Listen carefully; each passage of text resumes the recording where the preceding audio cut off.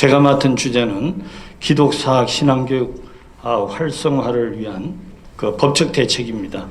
크게 두 가지로 접근을 했는데요. 엄선필 홍익대 교수께서 차별금지법과 학생인권, 조례 등의 대처를 중심으로 연구를 했고요. 저는 사립학교법과 학교교육 일반법의 개선을 중심으로 연구를 했는데 제가 대표해서 요지를 말씀드리겠습니다. 우선 차별금지법과 학생인권 조례 등의 대처를 중심으로 한 내용에서는 엄선필 교수의 연구의 요지는 두 가지입니다. 하나는 반기독교적 법령들의 부작용을 경계하자. 그 중에 하나가 학생인권 조례입니다. 이것은 한마디로 교육계의 차별금지법으로 굉장히 심각하고 실제로 학교 현장에서 신앙교육을 크게 위축시키고 있습니다. 내용은 생략하고요. 지금 이 조례에 법률적 근거가 없지 않느냐 하는 지적을 받아서 한쪽에서 이 학생인권 조례의 대부분을 초중등 교육법에 반영하는 쪽의 개정안이 국회에 제출되어 있습니다. 교육계에서는 실제로 차별금지법도 중요하지만 이것에 관심을 가져야 되는 상황입니다. 두 번째로는 차별금지 법안인데요. 내용은 다 아시고 문제의 심각성도 우리가 공유하고 있습니다.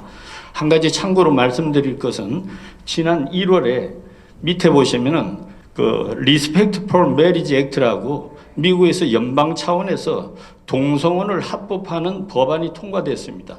그런데 한 가지 주목할 것은 예외 조항을 두어서 교회 등 종교단체와 종립사학 등의 종교교육기관은 그 신앙적인 판단에 따라서 독자적으로 대처할 수 있도록 하고 있습니다.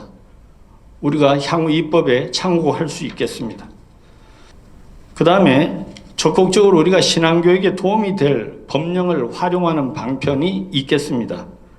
아까 이배용 위원장님께서도 인성교육을 강조하셨는데 현재 인성교육진흥법이라는 것이 있고 그 동법 시행령이 있고 인성교육 조례가 시도와 시군구 차원에서 96개 조례가 이미 나와 있습니다. 그래서 이거를 통해서 광의의 신앙교육에 해당되는 그런 우리가 교육을 할 수 있겠다. 그래서 이 부분에 관심을 가졌으면 좋겠습니다. 이제 두 번째로 사립학교법 및 학교교육에 관한 일반법의 개선을 중심으로 한 법적 대책인데요. 그 법적 대책이 들어가기 전에 자주성과 공공성의 개념에 대한 재규정이 필요합니다. 주체 논쟁에 관해서는 생략하겠습니다. 특히 그 사기 자주성 보장과 관련해서 이 국공립학교와의 관계에서 평준화와 의무교육 시스템에 사학이 편입되어 있기 때문에 사학을 굳이 이 국공립학교와 차별해서 생각할 것이냐 하는 부분에 대해서 예컨대 헌법재판소는 우리나라는 사학이 공학과 차별되어 있지 않는다. 따라서 영미나 유럽과 달리 그 사학의 선택권이라는 걸 보장할 실익이 있겠느냐 하는 아주 판단을 하고 있습니다. 그런데 독일의 학설과 판례에 의하니까 사립학교를 공립학교와 동종화하는 것은 오히려 위헌으로 보고 있습니다. 헌법이 요구하는 것은 공립학교와의 등가성이지 동종성이 아니라는 것입니다. 등가성이라고 하는 것은 교육의 질에서 사학이 국공립학교에 비하여 떨어지지 않도록 오히려 국가가 사학에 대해서 지원하고 조성하여야 한다고 하는 원리를 얘기를 하는 것이고요. 이건 독일에 그치질 않고 유럽 일반에 통용되는 사학과 관련된 정책의 기본에 해당되는 것입니다. 사학다운 사학, 사학의 자주성 보장이라고 하는 것은 자유민주적 기본질서의 불가결한 구성 부분입니다. 교육체제에 관한 우리 헌법상의 결단은 이 사학의 자주성을 사실상 보장해야 한다는 것인데 이것이 지금 무시되고 있습니다. 그 다음에 공공성 개념과 관련해서 우리가 다시 개념 규정해야 되겠다 하는 생각인데요. 본래 사학의 공공성 이전에 교육의 공공성을 먼저 생각을 해보게 됩니다. 공공성의 핵심은 교육의 사회적 영향력에 비추어서 그에 따라 국가가 공적으로 개입할 가능성을 얘기를 하는 것입니다. 사학 역시 공교육의 이익을 담당하고 있기 때문에 공공성이 인정됩니다. 중요한 것은 공공성의 구현 부분인데요. 사학은 두 가지 측면에서 사회적 영향을 미칩니다. 소극적으로는 사학이 부정과 비리로 사회에 부정적 영향을 미쳐온 부분도 있습니다. 그렇기 때문에 국가가 공공성이라고 하는 명분으로 그 투명성 확보를 위한 규제를 하고 있는 것입니다. 그런데 공공성의 다른 측면입니다. 사학은 국민의 학교 선택권을 실질적으로 보장하는 긍정적 영향을 많이 미치고 기여해왔죠. 따라서 사학의 공공성은 그 특수성과 다양성을 살리기 위한 지원과 조성의 근거로도 우리가 생각해야 하는 것입니다.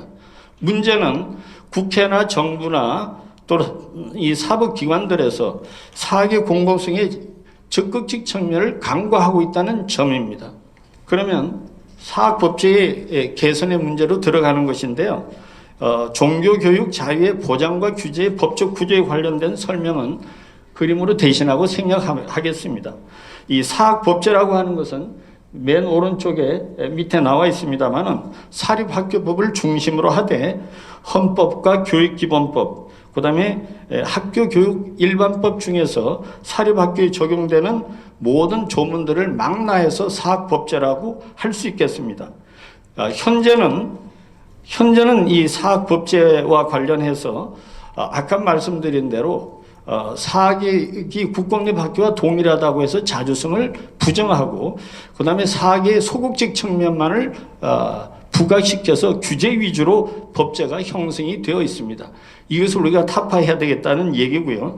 첫 번째로 우리가 해야 될 것은 21대 현행 국회에서 개정된 규제 위주의 사학법을 재개정하여야 한다는 것입니다. 예로서 교원 공채 시 필기 시험을 시도 교육감에게 강제 위탁하는 조항에 대해서 현재 사학 미션 네트워크에서 헌법선을 제기두고 있습니다만은 동시에 우리가 국회를 통해서 그 입법적으로도 접근을 해야 될 필요성이 있다라고 생각을 합니다. 두 번째로는 사립학교 신앙교육을 활성화하기 위한 근거 조항을 적극적으로 신설하는 방안입니다. 첫 번째 방안은 사학을 국공립학교와 동일하게 또 동종화하여 규정하고 있는 일반 학교 교육법의 조문들을 개정을 해서 사학의 특수성, 자주성을 확보하는 방안입니다. 두 번째로는 지금 현재 사학법은 사학법인에 관련된 규정을 대다수 담고 있습니다. 이 사학법의 내용 체계를 개편을 해서 소속 사립학교 교육의 특수성과 자주성을 반영하기 위한 장과 절을 신설하는 것입니다. 저기 노랗게 표시된 3장과 4장을 표에 나와 있는 것처럼 바꾼다는 것입니다. 그리고 그 신설되는 장에 모든 학교에 적용되는 학교교육 일반법으로부터 사학의 특수성, 자주성 보장을 위한 교육과정, 입학자격, 교원자격 등의 특례를 규정하는 방안이 되겠습니다.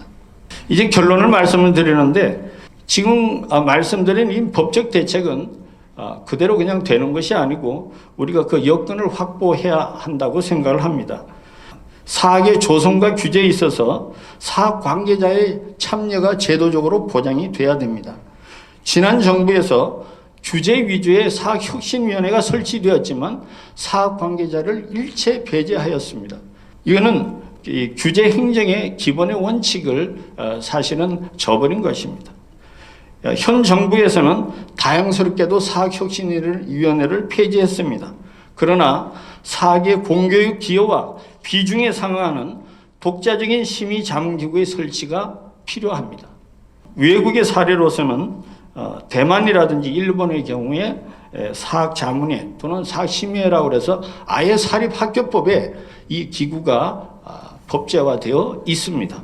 그리고 이제 나아가서 이 사학법의 어떤 법적 대책과 관련해서는 그 문제점과 개선 방향에 대해서 교계 내부에서만이 아니고 이 인식을 유관 기관과 단체와 활발하게 소통하면서 공감의 확대를 우리가 지향해 나가야 되겠다고 생각을 합니다.